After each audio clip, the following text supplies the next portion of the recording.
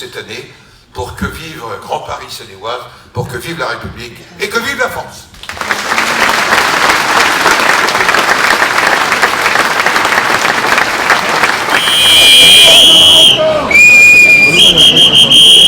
On est là, même si Macron ne veut pas, nous on est là. Pour l'honneur des travailleurs et pour un monde meilleur, même si Macron ne veut pas, nous on est là. Est-ce qu'on pourrait avoir droit à la parole, nous aussi? On a parlé de fracture sociale, mais on en est à 60 jours de grève. 60 jours de grève, ça n'empêche pas de manger, ça? Ça n'empêche pas de manger les petits fours? 60 jours de grève, 60 jours de grève face à ce gouvernement qui nous impose une casse sociale avec la retraite par points. Différentes corporations sont en lutte dans le Mantois, notamment les cheminots, dans l'éducation nationale, l'ensemble des salariés, dans les télécoms. Des précaires sont dans la rue, des chômeurs sont dans la rue contre la retraite par points. Et ce qui est inadmissible, c'est qu'aujourd'hui, nous avons des élus, des représentants de l'État qui mangent des petits fours, alors que le pays est en ébullition, alors que les travailleurs sont en grève.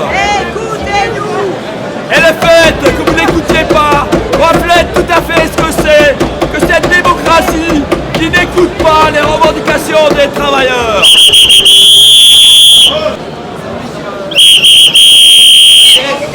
C'est fini. Ah non, on n'a pas honte. Respectez les vœux. Et respectez les travailleurs. Dans votre avis, vous suivez le travail Nous, nous respectons. C'est une honte ce que vous faites. Qu'est-ce que vous en pensez d'une cause de la casse de l'État social? Qu'est-ce que vous en pensez de la casse de tout ce qui est de la solidarité au profit de l'individualisme? Mais peut-être que vous êtes uniquement pour l'individualisme, pour chacun pour sa gueule.